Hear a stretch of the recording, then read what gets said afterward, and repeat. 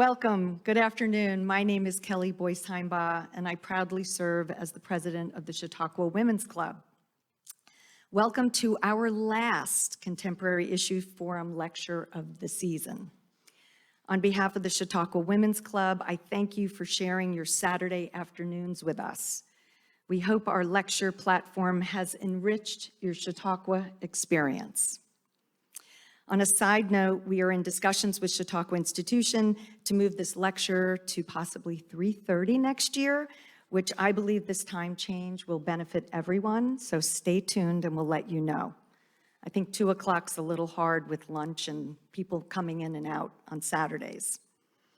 So the Chautauqua Women's Club continues our legacy in building friendships and community through dynamic events, outstanding and meaningful programming, leadership opportunities, and life-changing scholarships to students.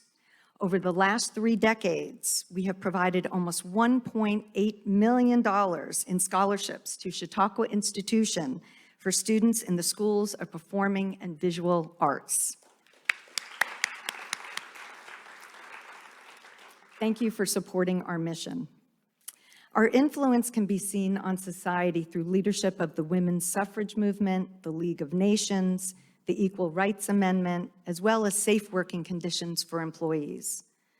The Chautauqua Women's Club legacy includes such great as Eleanor Roosevelt, Amelia Earhart, and Sandra Day O'Connor, just to name a few. If you are a member of the Women's Club, we thank you and encourage you to get involved. Volunteering is the easiest way to meet new friends. If you're not yet a member, you can also sign up on our website or just go over to our membership table. I think Hope is over there. Or you can come down to the house and sign in a membership form at down by the water in our lovely, lovely clubhouse.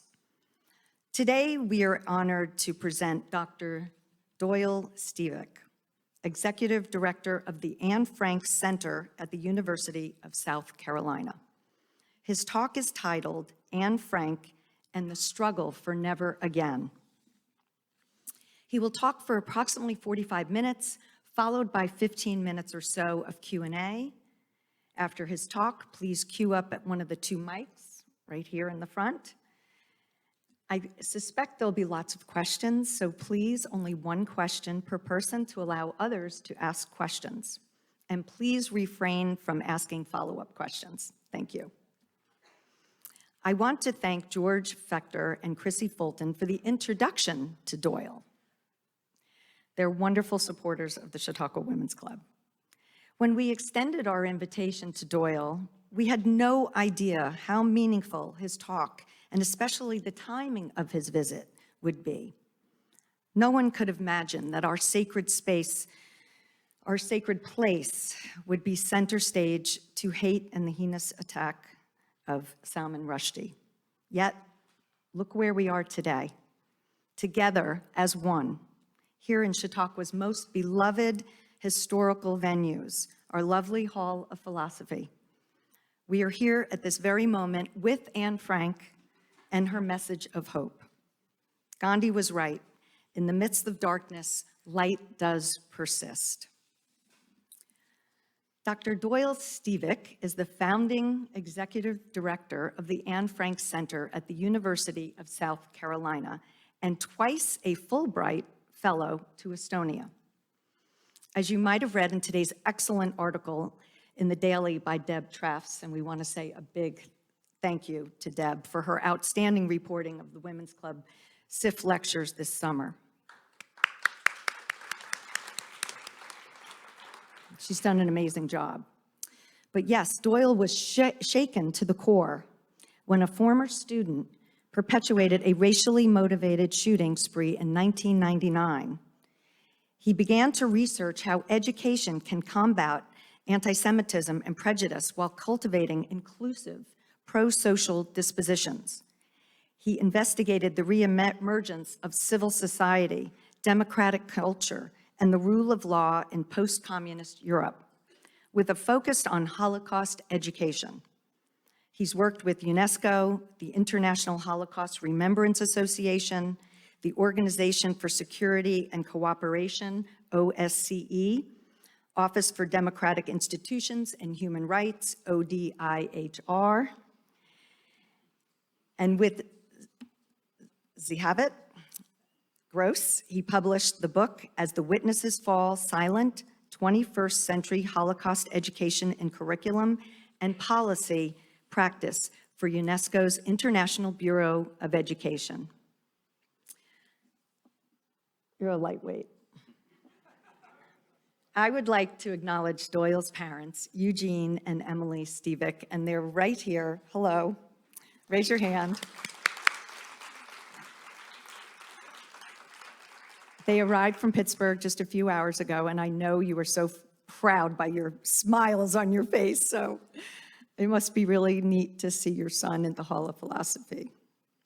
So, without further ado, let's give Doyle a warm Chautauqua welcome for being our light today.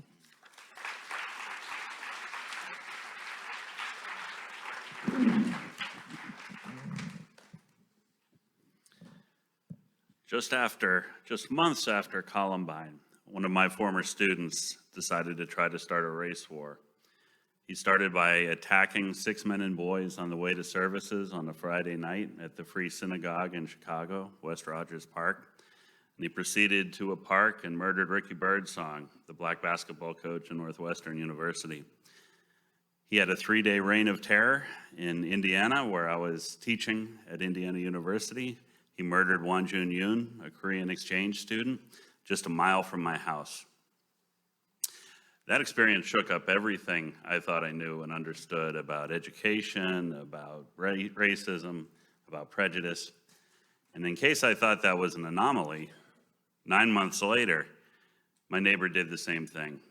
5 blocks away, 3 years older from my high school, murdered his Jewish neighbor, desecrated a synagogue, murdered a black man in a karate dojo, and attacked people of Asian descent in a restaurant and grocery store. It was the classical hatreds all wrapped together. It was the racism, it was the anti-Semitism, it was the xenophobia. And that wasn't a coincidence. These hatreds have flowed together for more than a century. I learned a lot about that history as I tried to uncover what happened and understand. But these hatreds have been connected since the late 19th century. Rabbi Jonathan Sacks of London put it best. He said, "Hatred always starts with the Jews, but it doesn't end there. Hatreds all come bundled up together." That was my first lesson. I wanted to understand, how was it possible that ostensibly educated, intelligent people could fall for nonsense like this? And I wanted to know what we could do about it. So I switched fields from classics, I feel full circle here today, and entered education. Now, I'm sure you're thinking, if only he had a PowerPoint slide and a neat outline. I'm gonna have to let you down. My journey to try to figure these things out was messy and indirect. And I think that's how learning goes. So a PowerPoint with its neat organized slide and presentation, we'll have to go without today. Fortunately, I came to understand the power of story. And if stories lacked power, Salman Rushdie wouldn't be fighting for his life right now. And none of us would know the name of Anne Frank. If you don't mind me asking, how many of you were here a week ago Friday? I'm so sorry. How many of you have felt a really deep disturbance from that experience? That is a textbook definition of trauma, and I'm sorry that we have that in common now. What I came here to share, I hoped would shed a little light, provide a little reassurance perhaps that there's a way forward. I came expecting that I'd be able to address the terrible atrocity here recently at the Buffalo Tops grocery store. And instead, it's all the more immediate, and it just keeps remaining all the more immediate. I think about Salman Rushdie and Anne Frank because they had some things in common. They were both brilliant writers, of course, and they both had to hide for their lives. They succeeded in murdering Anne Frank, and thank goodness Mr. Rushdie is still with us. The stories Anne never got to write are often on my mind. Why is Anne not a 93-year-old great-grandmother in New Jersey? The reasons for that are complicated and many, and I hope we can get into those. Anne's famous for her diary, but she wrote a lot, including short stories. She wrote animal fables. She has a whole book called Tales from the Secret Annex. I think in those tales you can find some of the power that story has. For example, I think, invite any one of you up here to tell a story, and you'd tell it perfectly. For example, The Tortoise and the Hare, even without thinking about it for a half century. You would not only tell that story perfectly, the moral of the story would come along with it, right? That's the power of story. And that's a power Otto Frank never forgot. After the Holocaust, when he was discouraged by the lack of change in Germany, Otto spoke up and said, "We need not just history lessons, we need the lessons of history." But somewhere along the way, between children's books and textbooks and between elementary school and middle school, we stopped talking about what stories meant. We stopped talking about the meaning of history. One more thing about stories. Everyone has one, and we need them to understand one another. And we need to earn the right to be trusted with one another's stories. So this gave me a few new questions I had to understand. First, how do we help young people share their stories? And how do we help young people learn the lessons of history? How do we help them with moral reasoning? Well, not by lecturing them.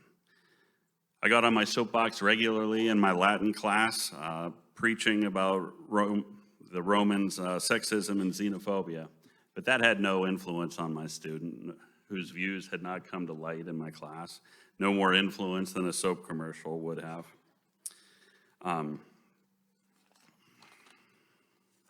Chautauqua has joined a long list of places that have witnessed human evil. The Tree of Life Synagogue in my hometown, Pittsburgh, the Mother Emanuel Church in downtown Charleston in my adopted state of South Carolina, the Al Noor Mosque in New Zealand, the World Trade Center, Oklahoma City, Auschwitz. And that is where I discovered the legacy of Anne Frank, but not quite yet. Today, I'll focus less on Anne than on the forces that claimed her life. Now, I don't have a PowerPoint, but I think they don't help much anyway, because the things I've learned sound utterly mundane when they're reduced to a statement or a principle, like slow and steady wins the race. It's the stories that make them meaningful, powerful, memorable, that instill wisdom. There's a reason our holy books consist of more than just lists of rules. I still struggle to understand how ostensibly intelligent, educated people could fall for such insane worldviews. I began to dig into the past, dig into my experiences, and it was layer after layer, peeling an onion. I learned that racism, xenophobia, and anti-Semitism had been blended together decades before the Nazis came along. In fact, the Nazis even had a word for it, Untermensch, under man, subhuman. What I didn't know is that they took that word straight from the Ku Klux Klan. 1922, Lothrop Stoddard of the Klan published a book called The Underman. The Nazis took that right over. And the influence flowed both directions. I was stunned trying to understand the history of American racism when I went back to watch Birth of a Nation, the epic film from 1915. I watched and was stunned to see the characters in the film constantly using the term Aryan. I thought that was a Nazi word, but it was already in widespread circulation in the US, celebrating the rise of the KKK, trying to rehabilitate the Confederacy. So these terrible influences preceded the Nazis, and they were on both sides of the Atlantic. It's not like that was over there and had nothing to do with us. These histories are painfully intertwined. In fact, if you had to ask in the year 1925 which country was more vulnerable to radicalization, the KKK was a more potent force that year than the Nazis were. History took a different turn. As I would discover, this history went deeper still, but there was something else troubling me about my neighbor and my student. They didn't match my image of a racist. There were no shaved heads, no white hoods. On paper, these guys were just like me. Straight white guys from northern suburbs, largely segregated but high-performing schools who went to public state universities. And that made me realize if I had walked into schools with their attitudes, there was nothing in my schooling that would have changed my outlook. And why was that? We had a fairy tale once that said we had Brown versus Board of Education and lived happily ever after. Of course, we know that's not the case, but we never made an effort to overcome the racism that created segregation in the first place. And that was maybe the key insight I gained through this whole process. Brown versus Board of Education was a profound institutional transformation, a profound legal transformation, but we never fulfilled its potential. And we never fulfilled its potential because the culture that created segregation in the first place never grew out of it. In fact, at best, we lumped kids together and to see if it would work out. But in reality, the people charged with implementing integration were the white segregationist school boards who were running things in the first place. But now they've got a new problem. I've got 2 math teachers, a white one and a black one. We'll fire the black teacher. We have 2 English teachers, a white one and a black one. White school boards used integration to fire 30,000 black teachers. So if you're worried about our democratic institutions, as I am, remember, institutions are only as strong as the people upholding them. And we have to ask, what do we need to do to create the culture to sustain these institutions? And that applies, of course, to institutions good and bad. I'm not referring just to prohibition. So what would it look like to try to have a national effort to overcome problematic cultural attitudes like we should have done after Brown? There was never a national effort to fight racism in schooling. There was never a national effort to fight racism after slavery ended. So we're 160 years overdue. Unfortunately, I had a problem that many doctoral students have. I wanted to research something that didn't exist. So I had to look beyond our borders to try to find a case of a profound transformation in society and an effort to fulfill it through schooling. And the biggest transformations around at that time were the collapse of the Soviet Union. So the 15 countries that spun off from the Soviet Union, little Estonia was doing the best at making a democratic transition, developing a market economy, consolidating its institutions. So I decided I'll go over there and study civic education. That'll shed some light on how you could pursue this kind of change. Well, I prepared my dissertation proposal and clicked send, and that was at 6:30 in the morning one sunny Tuesday, September 11th, 2001. And by the time my committee got their emails, it was already irrelevant. We never fulfilled the promise of Brown versus Board of Education. And as Gloria Ladson-Billings points out, we never even fulfilled the promise of Plessy versus Ferguson. We got to separate, but we never got to equal.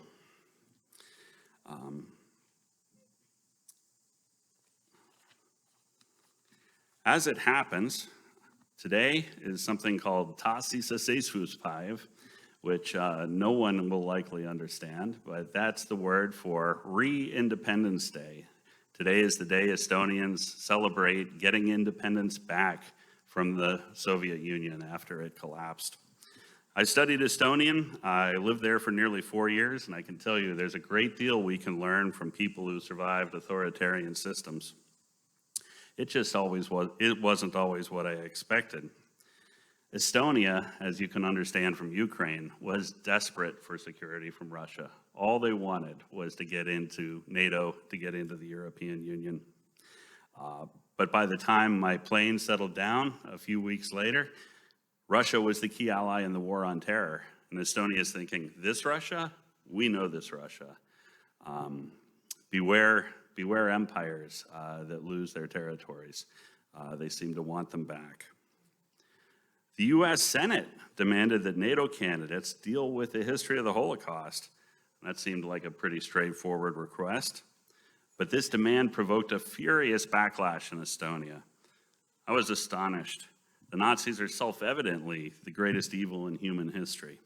How could good people I liked and have views so diametrically opposed to my own?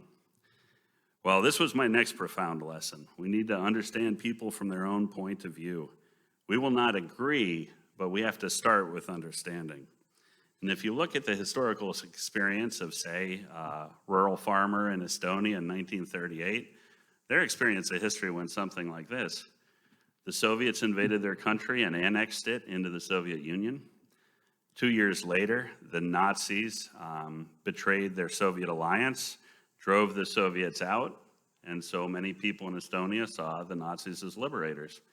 But the Soviets ultimately won that war and stayed, occupying the country for 50 more years. So what are they going to think 50 years later when they get free in the 1990s? They couldn't publish their own experiences. There were no memoirs of Holocaust survivors. They didn't have access to the research happening in the West. They couldn't travel. They could only know what they knew from their own experience, and what they knew was wrong, and that was Soviet propaganda, and they'd been subjected to 50 years of it. So when the US says, hey, deal with the history of the Holocaust, suddenly they're confronted with the reality that the Soviets liberated Auschwitz, that the Soviets were part of the right side, and that's something they couldn't reconcile with their experience of history. Now, that is not an easy place to fight anti-Semitism. But one organization was doing it better than anyone else, and that was the Anne Frank House. And that's how I came to work with the Anne Frank House. Now, the play based on Anne's diary concludes with her famous quote, that in spite of everything, she truly believes that people are good at heart. The Hollywood treatment, if there ever were one. She's presented as happy-go-lucky, perhaps naive, and it's difficult to believe that she could have held on to that view as she was dying in the camps after her sister. But when you read that passage, it's extraordinary. When she says, in spite of everything, she's referring to horrors that humankind had never seen before. She knows about gas chambers.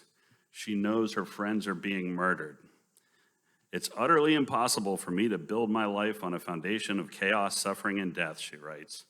It's a wonder I'm able to hang on to my ideals. They seem so absurd and impractical. I still believe, in spite of everything, that people are truly good at heart.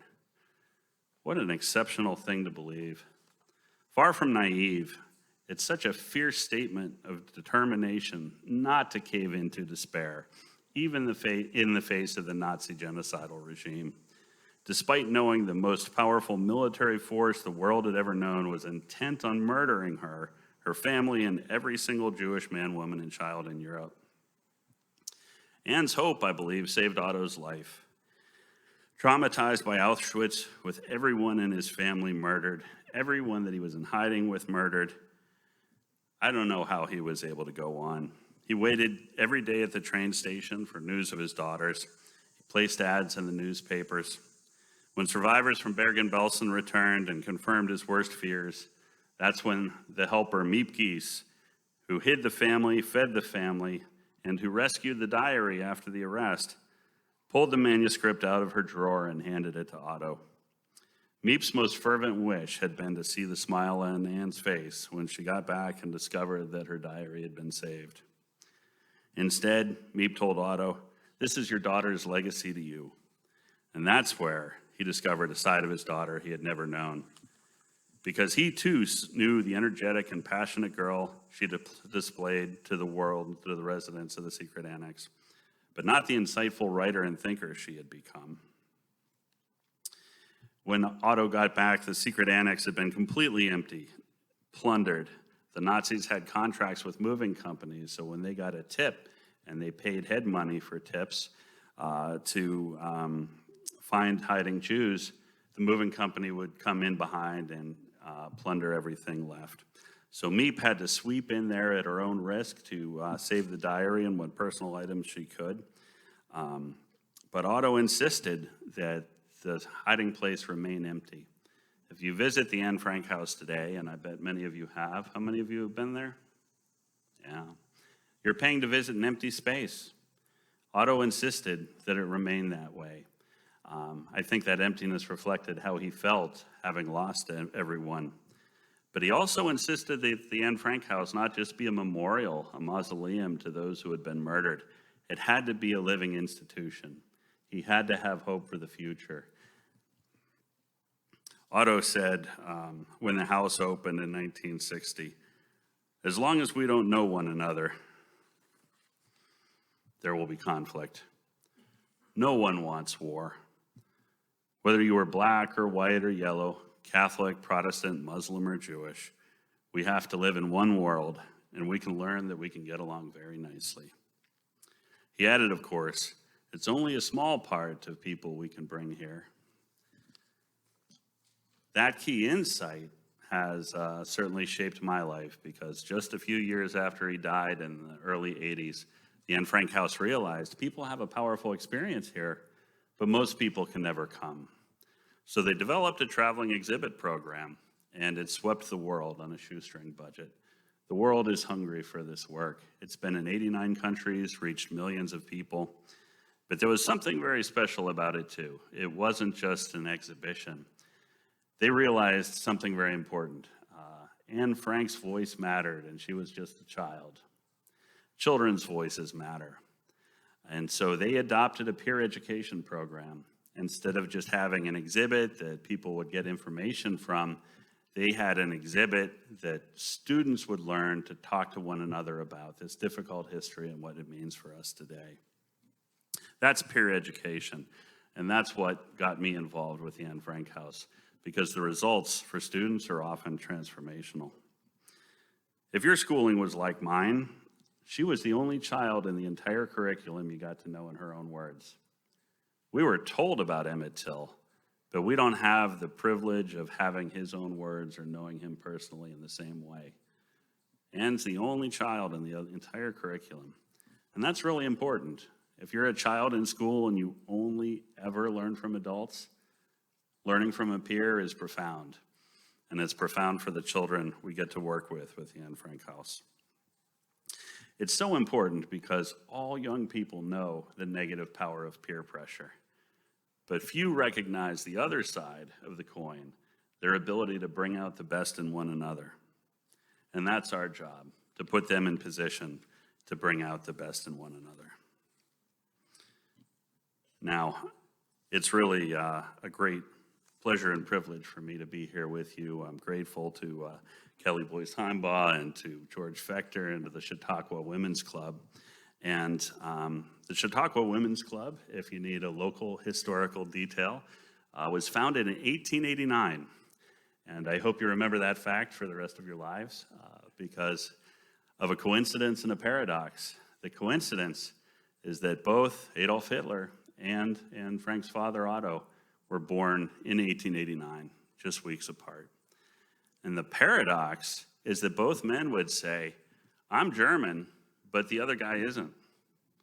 So how's that possible, right? If German is such a self-evident thing that we use it all the time without even talking about what it means and think we understand each other, how could we have such different radical interpretations of what it means to be German?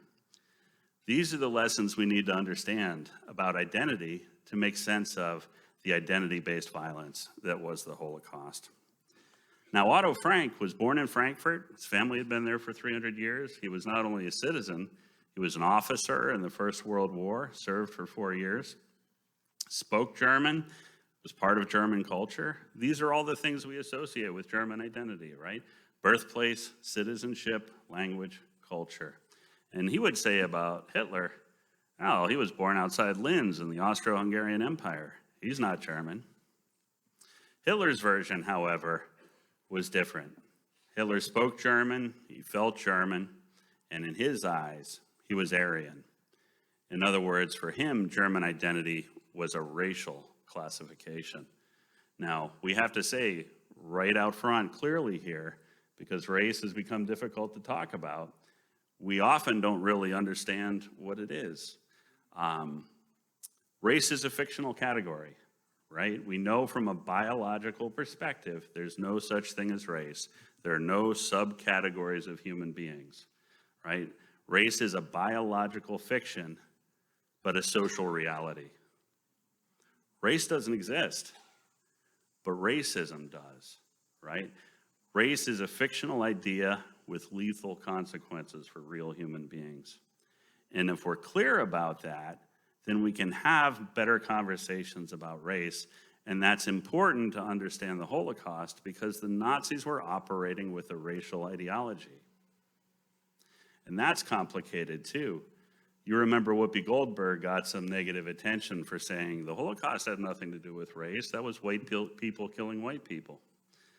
And I can say I'm not here to pile on all the heat that Whoopi got, but that perception is absolutely commonplace and normal with visitors who come to us.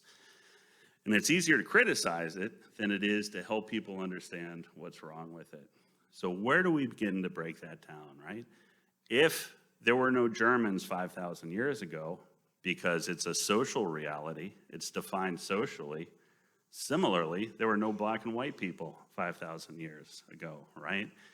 Different skin colors are a reality. The meanings attributed to them are nonsense.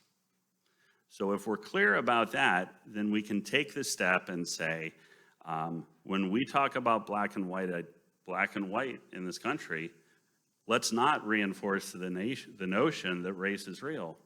Let's understand them in cultural terms. But we tend to have not these conversations to understand how this works. If German identity is complex enough, then move on to Jewish identity.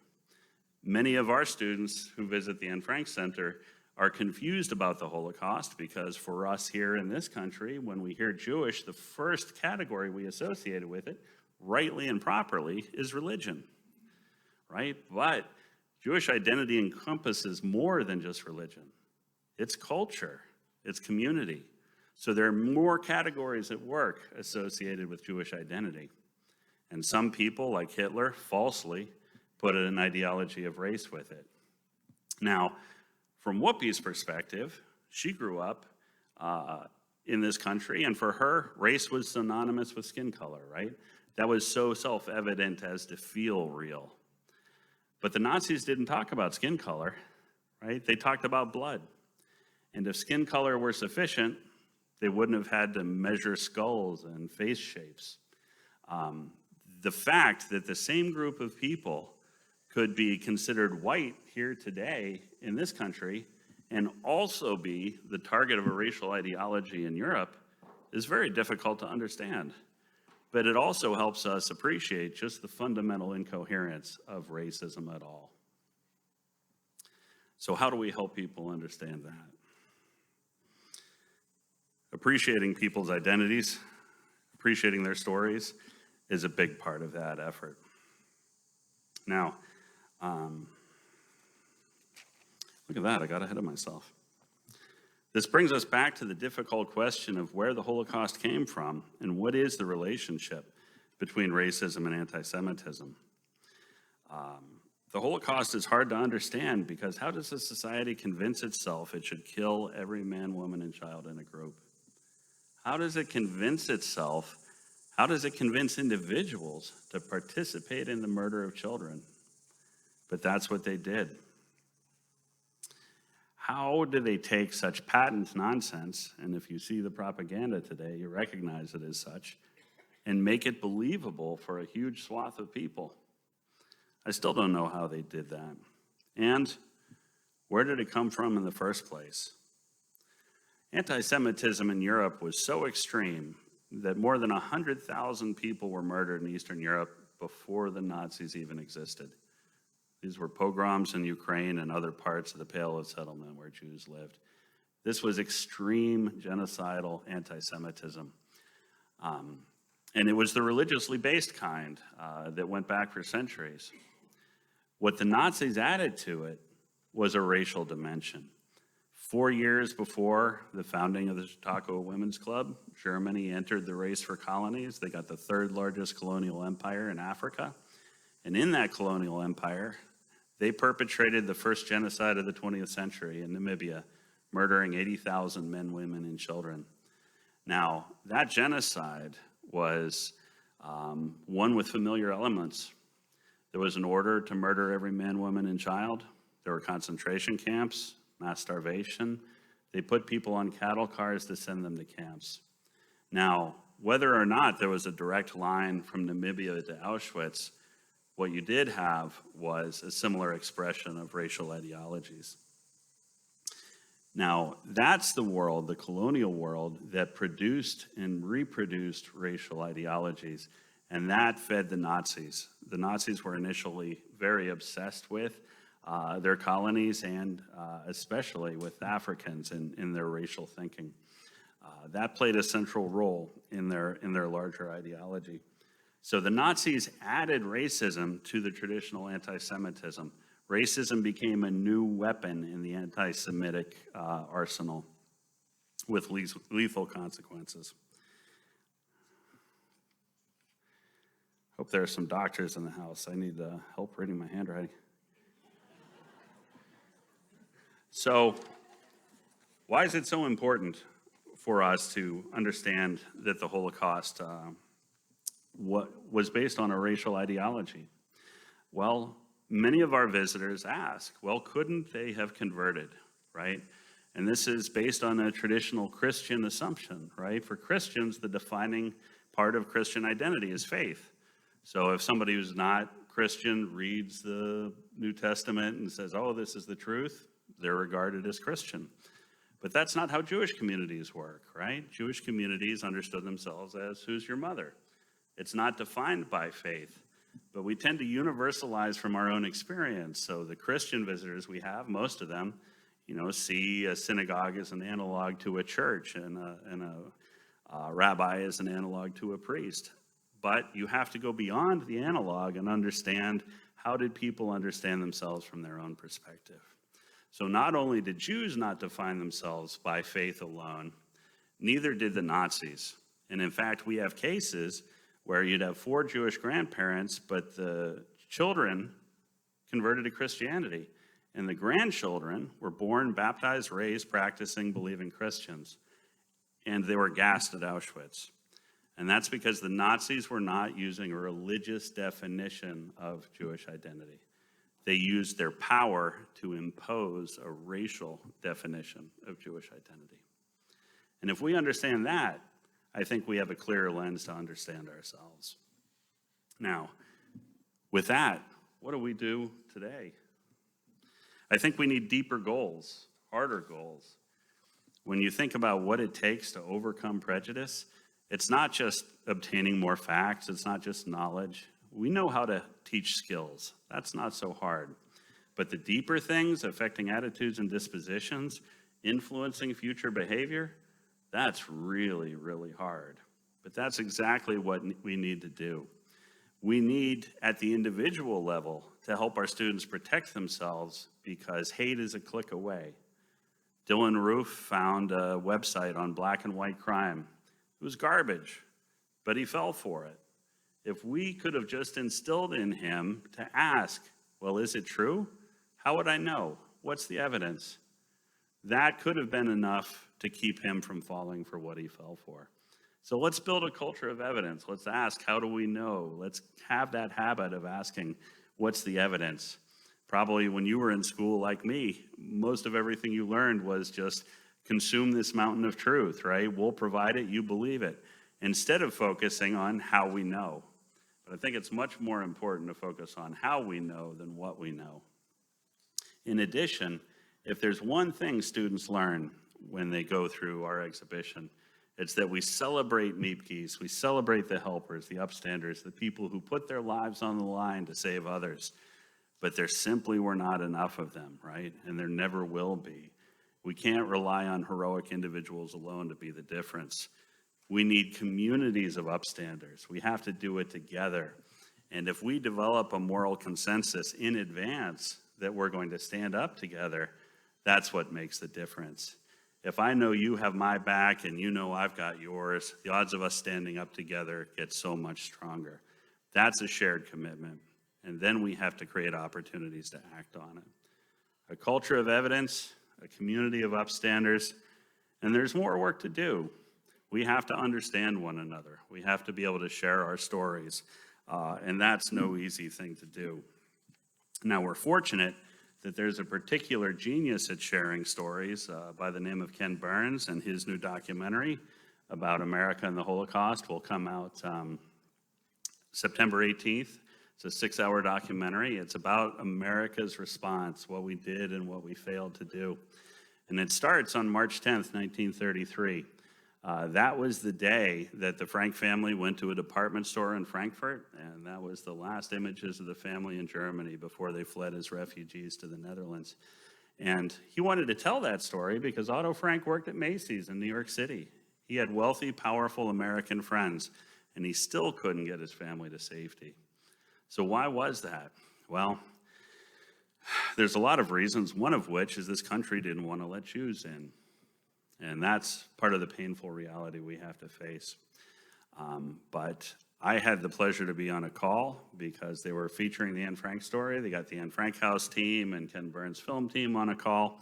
And I noticed a woman on the wall, had a poster on the wall of a black boxer from more than 100 years ago, Jack Johnson. I said, "Hey, is that Jack Johnson?" And she said, yeah, that's Jack Johnson. I said, "Did you know the first time Hitler ever met a black man, he talked about Jack Johnson?" And they had no idea. So I was able to share with the Ken Burns team something they didn't know. That was a treat. Because Milton Wright, black man from Georgia, had gone to Heidelberg University, the same place Otto Frank and Nathan Strauss went. And he went in 1928 when Hitler was still a marginal figure. But in 1929, with the advent of the Great Depression, the radicals caught traction. Hitler became a celebrity. And Milton Wright went to hear Hitler speak from a bridge. They were in rowboats underneath. And Milton Wright cracked a joke to his friends that he'd never forget. He said, "If I had my rifle, I'd shoot him now." Well, somebody in a neighboring boat heard that. Word got back to Hitler. Hitler was convinced the black guy was there to assassinate him. Sent the SS to pick him up. Poor Milton Wright had no clue what was happening until he's ushered into a room one-on-one with a furious Hitler. And he has to flatter his way to safety for 4 hours. Now, Milton Wright wrote this experience up, and it's fascinating because Hitler started to talk about, can you believe this, Paul Robeson, Booker T. Washington, W.C. Handy, the Scottsboro Boys, Josephine Baker, right? Jack Johnson. Hitler was paying very close attention to black life in the U.S., and he was deeply informed, utterly bigoted, right? He pulled out all the racist cliches you'd want to hear to Wright. Wright, however, was able to flatter his way to safety and survive the experience to recount it later. And it's painful for us in South Carolina to read that article because what Hitler said to Milton Wright was more or less word for word what came out of Dylan Roof's mouth, right? It's the same stuff. It's still out there. We still have to be able to take it apart. Now, for me personally, Milton Wright, I owe him a debt of gratitude. The Monday after the call, Burns' team called me up and said, "Hey, we loved our chat. Will you join the team?" So I have to thank Milton Wright. He got me hired by Ken Burns. And if you watch long enough into the credits, you'll see my name in a little 6-point font. And I hope you will. It's just an outstanding documentary. Now, just a final thought I wanted to share with you here today. We have not only to build communities of upstanders and a culture of evidence, we need people to understand one another. And for that to happen, we need a few more things. We have to be able to bring them together. We live in a pretty segregated society, but with our traveling exhibit program, we have 15 exhibits touring the country, including Buffalo. We bring people together. In Buffalo, we piloted a program for the private schools to work with the public schools. Can't integrate cities, but we can bring people together for integrated experiences. That's been so impactful. We need more places like this. We need places where the moral landscape reflects the kind of world we need. I'm thinking of the great anthropologist Keith Basso. He worked with the Cibecue Apache in Arizona. And they had a tradition in that culture where if somebody started to go astray, an elder would tell a story. They'd sit them down and say, see that tree over there, the mountains there, the lake behind us. Here's a story about what happened at that place. That story was always about somebody who went astray in the same way. And what happened was the landscape became infused with that story. That person, every time they went by that tree, they'd remember that story. And they called it stalking with stories. Every time they saw that tree, it was like getting pinched with an arrow. But that moral landscape can be a positive one too. We would love to build Anne Frank gardens around the country, even here if you wanted to. We have a beautiful one at the Clinton Library, and they have the saplings from the original chestnut tree that Anne Frank looked at out her window. It fell 10 years ago, but we managed to salvage saplings. We have them currently at the U.S. Capitol. I visited after January. It's still healthy, I'm pleased to say. We have it at the United Nations as well as the Clinton Library. These are spaces that can become part of our moral landscape, that can help us tell one another who we want to be. And if that's something you'd like to work on with us, I'd be delighted to have you join me. So you see my name in the program, Stevick, just an add gmail.com at the end of it, and that's how you can reach me. I hope I hear from several of you. Would love to do that. Because I think that it can be pretty tough going through what this community has just experienced, and it's easy to feel a sense of despair. It's easy to feel powerless, but we're anything but. And despite being confronted with death if she were captured by the Nazis, wrote in one of her short stories, how wonderful it is that no one need wait a single moment to begin to change the world. You imagine being terrified of death and having that thought. It's an inspirational one, and I'm grateful for it. So thank you, Anne. Thank you all.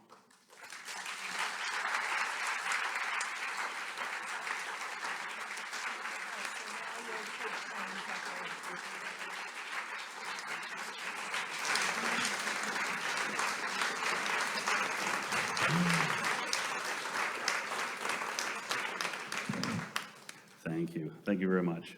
Please. Throughout history, especially with the Nazis and even today, a lot of the hatred comes from scapegoating. You know, Hitler blamed the Jews for Germany's loss in the war and for all their problems. And even today in Buffalo, the shooting, it was a white guy, these blacks are taking our jobs. So how do we address scapegoating and counter those arguments so people don't basically buy into that and lead to the kind of acts that we have? Yeah, that's right. Scapegoating is a tremendous part of it, and fighting scapegoating is complicated, right? It's part of the larger package, but so often people come from communities that we'd never heard of, as in the Buffalo case, small towns. And in small towns, you don't have the privilege always of getting to know people from different places, of different walks of life, like we do here. And having those experiences is so critical. So what do we do in situations where they can't have those experiences? When we don't know one another, we're able to believe crazy things about one another, right? We're able to have a single story about them. The best, thing we can have is experiences where people know one another already. So when they're exposed to that stuff, they just dismiss it as patent nonsense. But that's not always the easiest thing to do. I don't have an easy formula for it, but I believe that some of the kinds of educational work we do help people to develop for the first time. This is something I didn't have time to get into, a cultural understanding. So if we grow up here, have to drive often 1,500 miles to be in a Spanish or French-speaking region. It's hard to be multilingual. It's hard to have deep understanding of multiple cultures for a lot of especially low-income people. So how do you help to develop a cultural sensibility when you have that? I don't have any easy answers except that it is something that we build in our work. And I'll give you a wonderful example. We try to teach people about the Holocaust, and very often, Anne Frank's the entry point. And we were in a community where, fifth graders had never heard of a Jew, had no concept of what a Jew was. So we ended up having a student giving a tour of one of our exhibitions, and this is students talking to students. They're not professors. And we came to the wedding picture of Otto, Frank, and Edith, and they were, he was secular, and they were modern, somewhat assimilated. And the student starts talking about how, if this were a wedding of a more conservative variety, that she'd have everything covered up, you'd only be able to see her eyes, you couldn't see her hands. Well, she apparently had seen the Netflix series Unorthodox, so she knew almost nothing. But she knew enough to know that there was more than one kind of Jewish person. So she was both wrong, but she did have an understanding that a group of people she'd never encountered were actually diverse among themselves. And that by itself is a powerful insight. So I'll keep thinking on that. Thank you. All right, let me stay over here. Okay. I'm the son of Holocaust survivors and the grandson of Holocaust victims, so I certainly understand your challenge to the destructive consequences of the notion of race.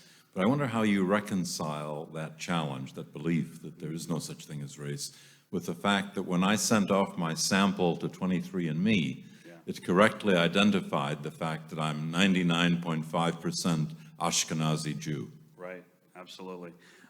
So this is the question that's most vexing in terms of seeming like a historical reality, right? So from a biological perspective, there are not separate races. However, when we get these results back, they show common heritage going back. And that's going to be true of anybody with common heritage, right? It's semantics, really, then, isn't it? Whether you call that race or not. Well, this is it, right? So many of our words that are socially defined have multiple definitions and ways of looking at them. It's one of the reasons it's so easy for us to talk past one another. Or, as I often do with people, I'll have arguments about things when we actually agree, because we're using words and dealing with different outcomes.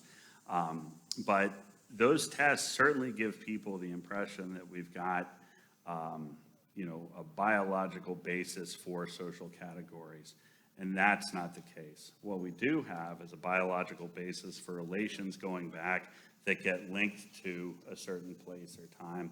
And I'm still struggling to find the most powerful language to make that clear. But there are I'm a physician also, and it's important to me to know whether somebody has African American heritage, for example. They're going to be subject to sickle cell anemia and so forth. So yeah, that's right. Again, whether you call it race or not, but there are biological differences amongst people. There are biological differences, right? There are no separate races. There are no subspecies of human beings. No, so that's where, yes, when we get into the more advanced discussions, we can get into the your field of work. Thank you, first of all. I come to you with a story of my adult life, having married a child of survivors. My children are the grandchildren. I also dedicated myself to teaching in a Jewish day school and spent quite many hours developing a Holocaust curriculum for the children at our school. They all came to school, if they were survivors, with stories of the Holocaust as if they had been carved into their hearts.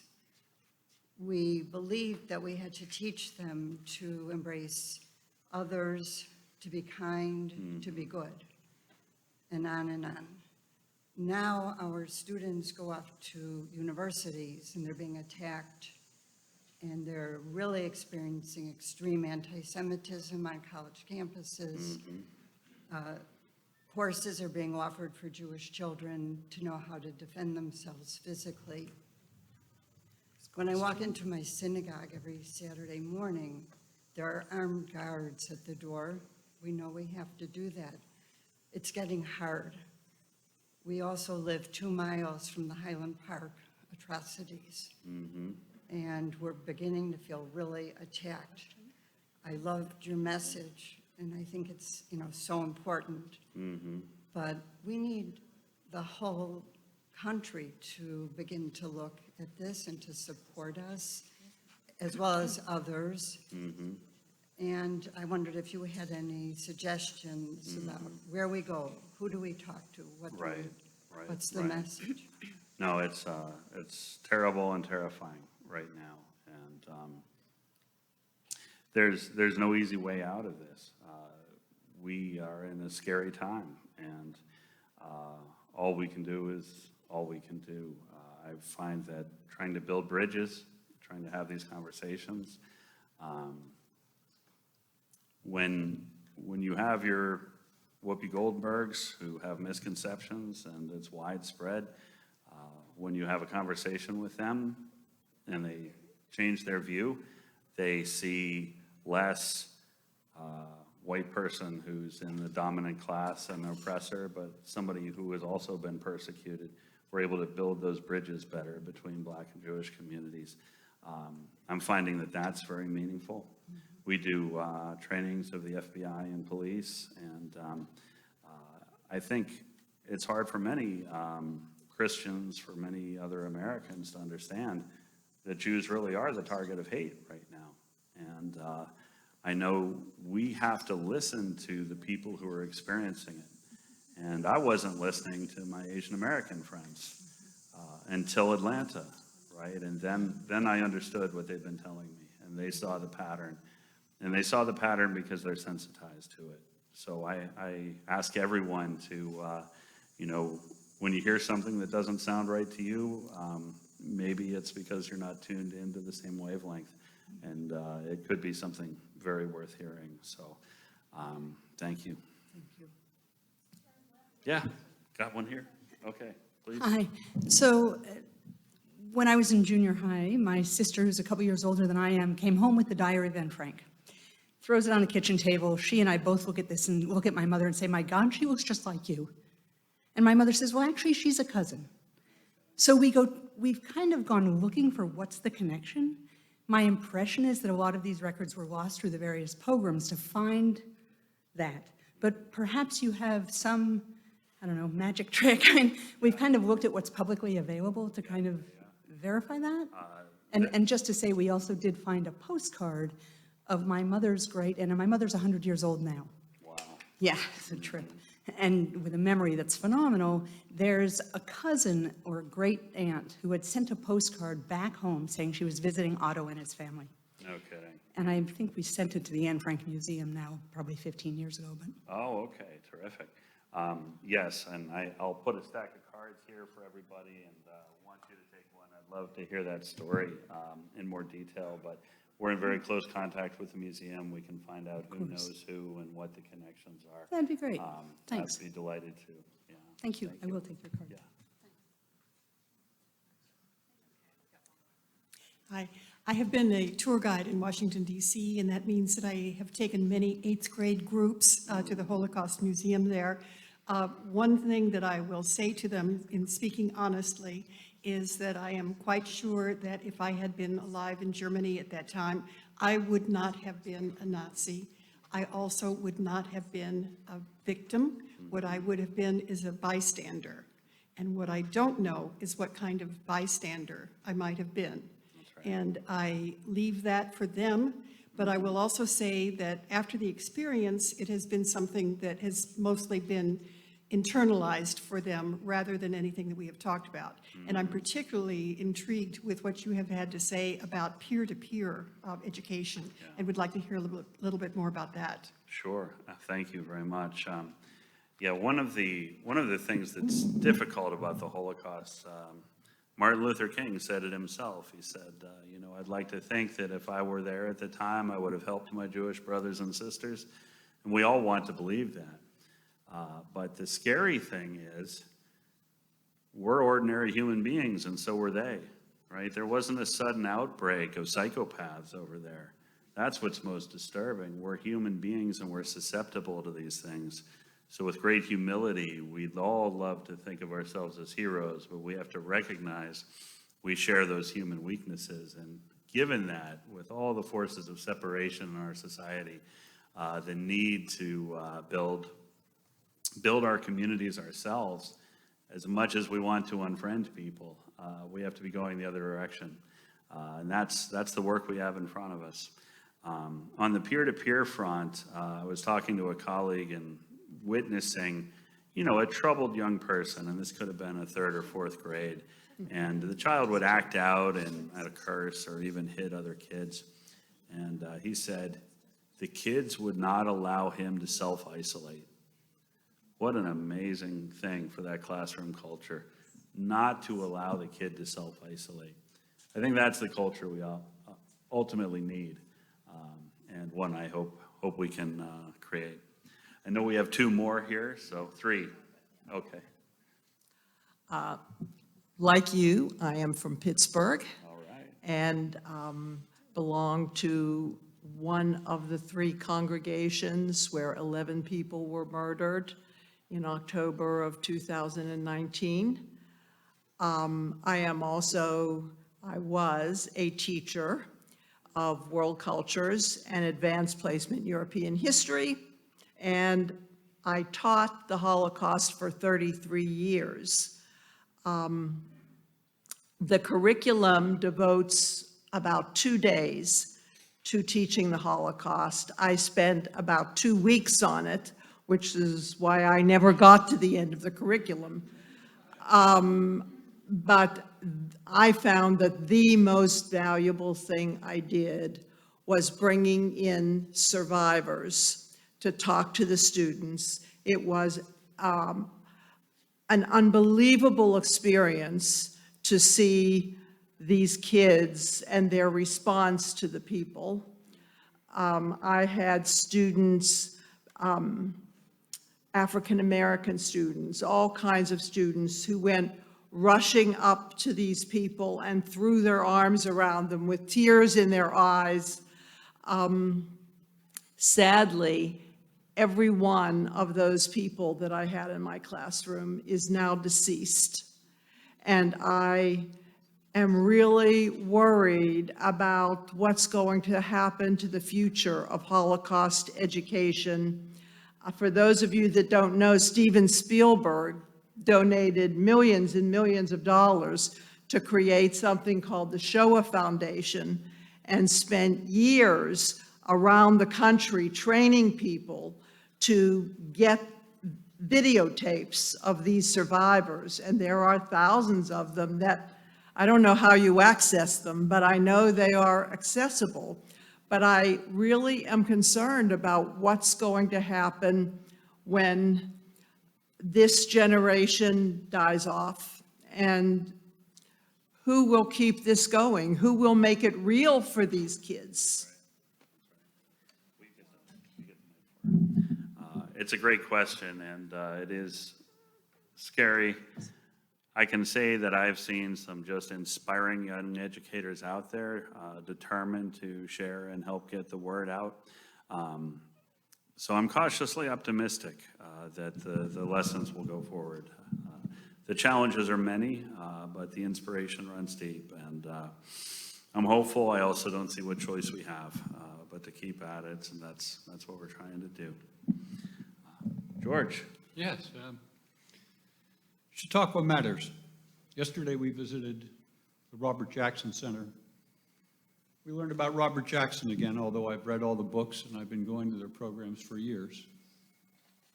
trained as a lawyer apprentice, never graduated from law school, went on to be a Supreme Court justice, took leave of the Supreme Court to be the chief prosecutor at Nuremberg. When the others wanted summary justice, he insisted that they have trials. Learned something else yesterday in Plessy versus Ferguson. The defense in that horrible separate but equal was a Chautauqua native. Make a speech. The roots go back to these hallowed halls. And I've been part of the Anne Frank Center and followed it and been following it. And space matters. So who doesn't look and feel special when we're in the Hall of Philosophy? Who doesn't feel really morally offended? The pits of our stomach and what we experienced last week. So for those reasons, Doyle and I are in a conspiracy. We're part of a conspiracy group. And that conspiracy is we want to build Anne Frank Gardens all around the United States. I was at the opening at the Clinton one in Arkansas. I was at the opening, which included a tour of the Holocaust Museum in Washington. I was at the one in the United Nations. But I'm eager to have one here at Chautauqua, and I want to be the one that writes the first check. So thank you. Thank you, George. That sounds good to me. Maybe we can take it up with the Garden Club as well as the Women's Club. Thank you. I just want people to know that this starts at Chautauqua as well. Chautauqua County Schools, the Hebrew congregation at Chautauqua funds students from history classes every year to go to the Holocaust Memorial Museum in Washington. And the Hebrew congregation has done it for how many years, I don't know, but the students are amazed. They don't know anything, but now they do, and they are terrific, and they have, anyway, that's just, I just wanted the people here to know that Chautauqua County and the Hebrew congregation. Yeah, I just want to add to that, that these students, they decide that they're going to take this course in Holocaust, knowing that there's this wonderful trip to Washington that's going to come. So the teachers say, okay, you have to be at every class, you have to fulfill the obligations of the class, and you have to get a certain grade average so that they have a group of students at the end who are totally, totally involved and have been educated. When they go to Washington, they don't only go to the Holocaust Museum. They go to the African Museum. They really have a wonderful experience. So that's something that maybe should be done, not only for the Holocaust, but racially. And I'd like you to think about yourselves sitting here. I couldn't help but think about it. We're all here. I don't want an answer. I would just like you to ask yourself, how many of you have been to the African American House, which has an incredible Chautauqua history from the beginning of Chautauqua? So, Thank you very much, and thank you for investing in those kids. That's where the work starts. When they understand, then they can become meaningful actors in our society. Thank you. We also have a little short program after for Doyle, and he is some of the leaders of that program are going to just tell him about it. So thank you for bringing that up. Yes, sir. Very briefly, I very much enjoyed your talk, and I respect your analysis. It was very well done. Now, my concern is, what do we do about all this? And all the analysis that I've heard at Chautauqua and other places have been bemoaning the fact that you outlined. I would submit one possibility. I grew up when there was a draft in this country. Everybody went in and everybody learned from other people from all walks of life. We don't have a draft. I don't believe in the draft just for the military, but for everybody who's a citizen in this country for a couple of years of public service. Why? Because kids like my grandkids need to get out of the house, stop thinking about themselves, think about meeting new people, understand their point of view. If we don't have some program like that for citizens in this or whatever country, they ain't gonna learn. Thank you. Thank you very much, yes. I'd like to just comment on that for a second, because the function of having everybody who served together go through that experience together, well, shared experiences is how you build culture. And that was actually the theory behind the whole public school movement in this country from the 1830s on. The public schools were there to create a public, that everybody was there together, everyone got to know each other, they worked together.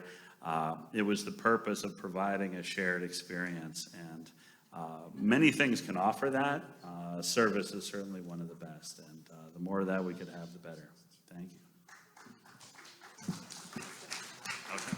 Hi, I'm following up these two ladies who did a wonderful job of describing our program. I'm on the board of the Hebrew congregation, so I want to thank the Women's Club and Kelly and our speaker for being here today and opening up our world. And I just would like to add that our program, not to your surprise, has a wonderful lead teacher, a supporting teacher, and other teachers around Chautauqua Lake School District that help. And we do Holocaust education, social justice, and being empathetic, and we're expanding the program. We can't tell you how much we appreciate your outreach. Thank you very, very much, and thank you for our two PR agents here. Thank you. Thank you. No, I don't have a question. I just wanted to thank you. I wanted to respond to the woman who said, who is left to talk about this now that the survivors are almost gone? And there is an organization that is called Facing History and Ourselves. I wanted to respond to the woman who asked who will speak to our students now that the survivors are gone or almost gone. And one organization that does that is called Facing History and Ourselves. They're headquartered in Boston. They are across the country in Canada and in England. I sit on the Cleveland Advisory Board for Facing History and Ourselves. And if anyone is interested, you can contact Boston headquarters, or you can contact me, and I will get you to the right people. We go into the middle schools because that's where the students are still questioning and impressionable. There is a very extensive program, and it has two components. One is the Holocaust, and one is the legacy of slavery. And we don't do one without the other. But it's very powerful, and now I go into classes because, well, COVID has interrupted that. The torch of memory has passed to the children of survivors, and those of us who know our parents' stories take those stories into the classrooms. It still has to be told, and now we are the ones who are telling it. Facing History and Ourselves, I'm happy to talk to anyone. If you want to find something from the national organization, they're Boston headquartered. Please do, please do. Thank you. Thank you. Yes, the Facing History is an outstanding organization, and I appreciate the prompt because I was on a call, and Abe Foxman, who was the director of the ADL for a long time, was on the call. And he said during the call, you know, I'm a Holocaust survivor, and we ask, what is it that's going to take our place when we're gone? And he said, it's not fancy technology and holograms, it's theater. And I was so stunned to hear that because the Anne Frank Center has been doing theater programs for a long time. One of the most powerful I've ever seen is one called Anne and Martin. And it takes the fact that Anne Frank and Martin Luther King were exact contemporaries. They were both born in 1929. They were exactly the same age. And it juxtaposes Letter from Birmingham Jail with passages from the diary on the same themes. And it's like they're having a conversation. It's a stunning piece. And theater, from an educator's perspective, I think is needed because if I go into a classroom and try to talk about the Holocaust, you're trying to process this horrible stuff, and you're also, what's on the quiz? And we need to allow students to be able to respond as human beings first. And that's what theater does, right? You can just respond to the human story, and then you can come back and intellectualize it later. But theater is also one of our great tools going forward. You talked about the peer-to-peer. Have you ever worked with the kids that did the Paperclips Museum or tried to see if that can be replicated other places? Yeah, so the Paperclips Museum was a wonderful project, got a lot of attention. I believe Tennessee, was it? Oh, yeah, yeah. I know a teacher in California who did 1.5 million Band-Aids, one for every child who was murdered in the Holocaust. And they're powerful projects, and they help people understand aspects of the Holocaust. I haven't had direct personal contact with that network yet myself, but. We took our kids there, and it's, 20 minutes from a stop sign, kind of a place. And it is literally in the middle of Tennessee. I think it's an hour from Chattanooga. And it was kids that had only grown up knowing kids. It wasn't just the collection of the paper clips that was so powerful, but it was kids that only knew themselves. They looked in the mirror and looked around, and they only knew themselves. And I think that that's what's so impactful of it, was that they had the kids do the tours. And so it was truly peer-to-peer, because the only people that gave tours of this boxcar were the kids. So I thought that my kids were very impacted by it when we went. Oh, terrific. Well, I'm glad you expanded on that, because sometimes a humble object can become a window into an entire history. And I think that's what's happened there. That's often what happens with Anne, right? She's the first story people learn, but one of many that they discover thereafter. And to have these unique projects around the country, I think is deeply meaningful. So thank you. Thank you, everyone.